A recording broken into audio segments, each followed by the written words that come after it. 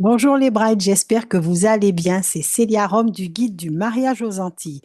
Aujourd'hui, je vous reçois depuis mon canapé et nous sommes dans le programme Bridal. Donc, si tu as ton guide, tu as pu accéder au programme Bridal via le macaron que tu retrouves dans ton guide. Donc, prépare-toi. J'espère que tu as tout près de toi, que tu as récupéré ton planeur de mariage, puisque dans dans cet audio, qui finalement, tu vois que je le fais également en version vidéo aujourd'hui exceptionnellement, eh bien, nous allons remplir ton planeur de mariage. Donc voilà, on va faire du concret.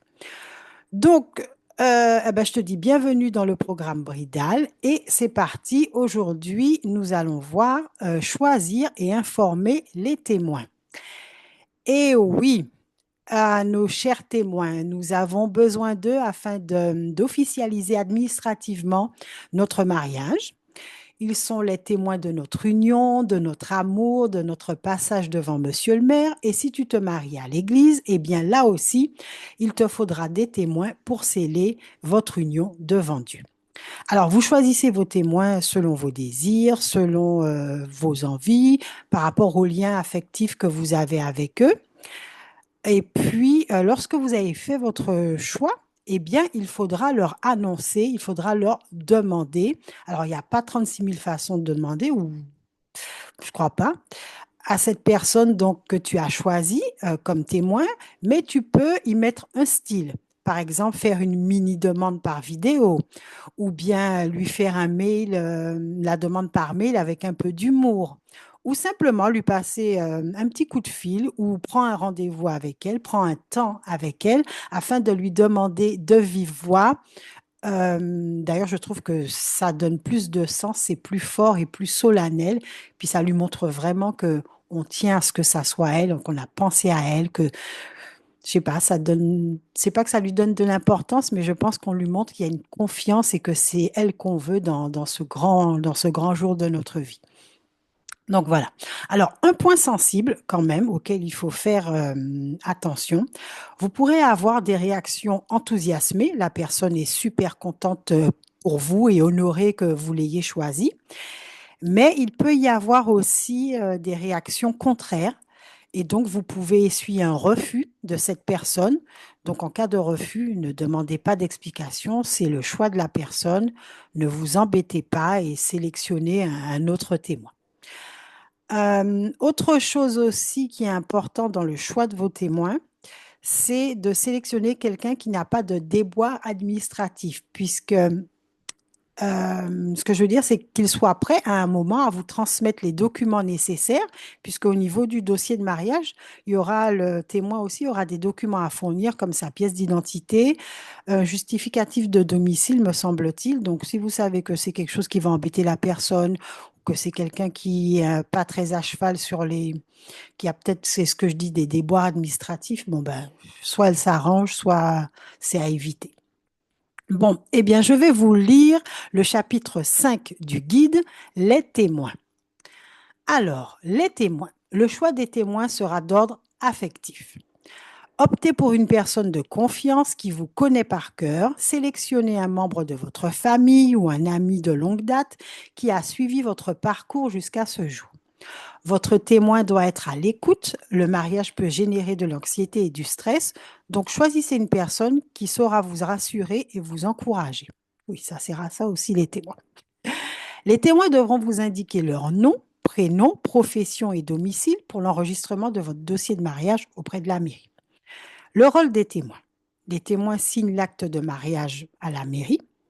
Et il y aura aussi côté religieux un document à signer, me semble-t-il. Enfin, on ne le fait pas dans toutes les cérémonies religieuses, mais dans certaines, il y a également un registre à signer par les témoins, par les mariés et par les témoins.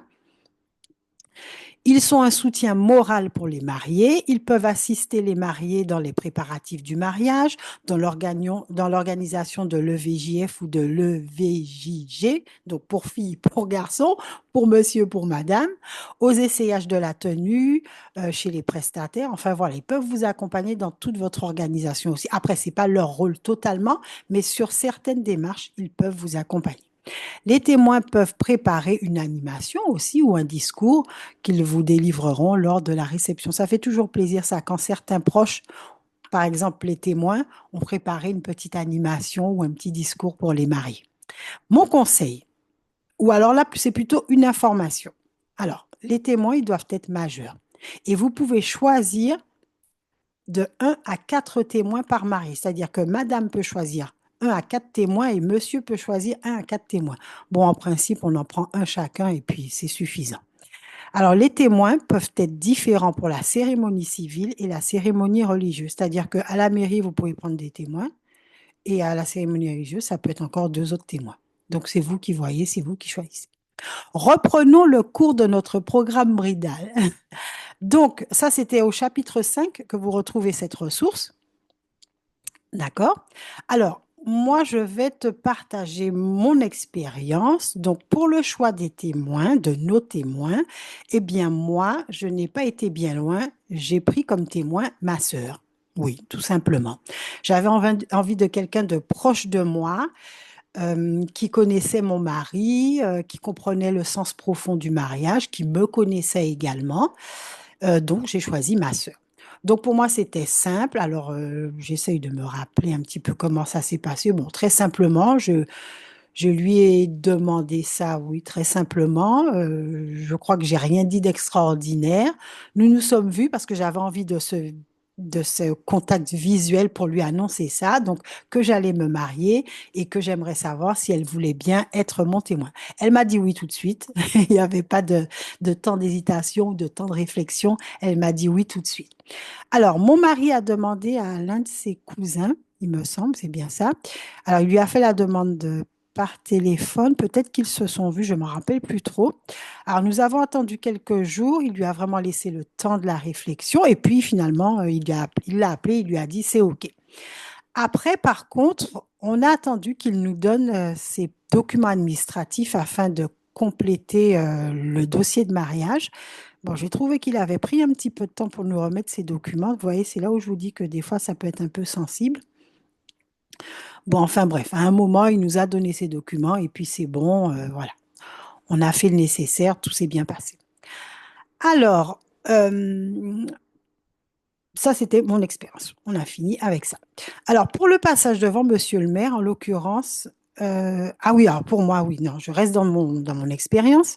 Pour le passage devant Monsieur le maire, d'ailleurs, c'était pas Monsieur le maire qui nous a mariés, c'était sa première adjointe. Eh bien, nos témoins étaient présents, bien sûr. Ils ont signé les documents présentés par l'adjointe. Le photographe a profité de faire des photos d'eux pendant la séance de signature. Bon, eh ben voilà, c'est ce qu'il fallait retenir de mon expérience pour cette partie des témoins. Bon, eh ben voilà ce qu'il fallait retenir. Donc, l'action du jour que je te propose, eh ben, c'est d'écrire dans ton planeur. Donc, dans le planeur, le voici, le planeur, hein, que tu as dû imprimer normalement pour que ça soit plus facile pour toi. Alors, ça sera à la page, pardon, peut-être que ça va faire du bruit sur mon micro. Ça sera à la page 9 de ton planeur. On est à J-12 et c'est donc choisir et informer les témoins. Donc, l'action du jour que je te propose, c'est d'écrire dans ton planeur tes choix de témoins. Si tu en as deux, trois, tu écris. Et puis, à la fin, à un moment, tu choisiras la personne que tu prends, que tu sélectionnes pour t'accompagner dans cette démarche et être ton témoin. Les brides, je vous dis à bientôt. J'espère que ça vous a plu, qu'on change un peu et que ça soit pas juste un audio, mais que ça soit audio-vidéo. Ça change un petit peu. Donc, on poursuit notre progression dans le rétro-planning et dans les étapes à mettre en place pour organiser ton mariage. On continue à remplir ensemble le planeur de mariage et j'espère vraiment que ça te plaît et que tu suis assidûment ce programme Bridal qui est vraiment là pour t'aider, pour que tu puisses vraiment te sentir accompagné. Je ne peux pas te voir concrètement et échanger avec toi, mais je pense que vraiment ça t'apporte un plus d'avoir les infos, d'en discuter avec toi, de te faire mon retour d'expérience et d'avoir cette action de noter dans le planner vraiment une action concrète dans ta démarche d'organisation. Allez les brides, je vous dis à bientôt Et puis vraiment, ben, passez une bonne journée.